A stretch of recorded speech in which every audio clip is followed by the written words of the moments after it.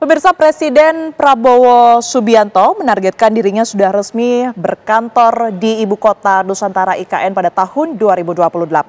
Pada pembangunan tahap kedua periode 2025 hingga 2029, pemerintah mengebut pembangunan lembaga eksekutif, legislatif, dan yudikatif.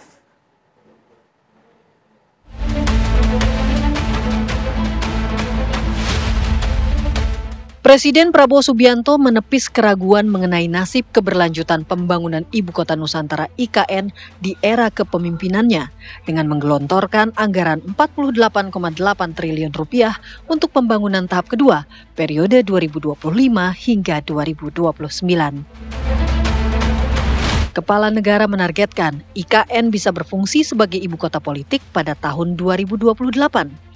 Artinya, seluruh roda pemerintahan, mulai dari eksekutif, legislatif, dan yudikatif, sudah diselenggarakan di IKN 3 tahun lagi.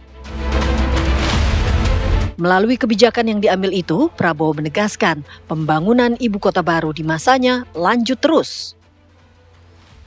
Tadi Bapak Presiden Prabowo Subianto sudah menyampaikan dan menegaskan bahwa sudah di-approve anggaran untuk kelanjutan pembangunan IKN itu 48,8 triliun rupiah untuk 5 tahun ke depan. Tentu sekali lagi nanti akan dibagi dalam tahapan-tahapan yang harus dikawal dengan ketat. Ketua MPR yang baru saja mengunjungi IKN bersama pimpinan MPR lainnya mengaku terkesan oleh progres pembangunan IKN yang berjalan saat ini. Menurut Muzani, pembangunan IKN sudah sesuai jalur. Perkembangannya IKN bagus. IKN perkembangannya on the track,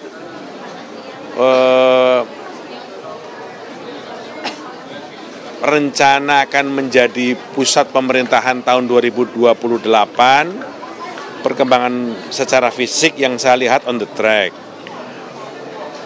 Presiden sudah menganggarkan 48,8 triliun untuk multi-years. Rencana pembangunan gedung DPR, DPD, dan MPR sudah direncanakan dan insya Allah sebelum 2008 sudah selesai. Yang harus difikirkan adalah IKN itu nanti bukan hanya menjadi pusat pemerintahan, pusat kegiatan politik, tapi ini juga pusat peradaban yang akan menjadi pusat pengambilan keputusan penting. Sementara itu, pengamat kebijakan publik Agus Pambagio bilang anggaran pembangunan ibu kota baru sudah semestinya dikucurkan oleh Prabowo agar mega proyek warisan Joko Widodo itu tidak mangkrak. Anggaran Indonesia defisitnya puluhan triliun, jadi tidak mungkin ada anggaran besar untuk semua dilimpahkan ke IKN. Pemerintah sekarang sangat concern dengan tadi makan gratis, itu butuhnya 100 triliun lebih per tahun. Nah, sekarang mau dipakai gimana?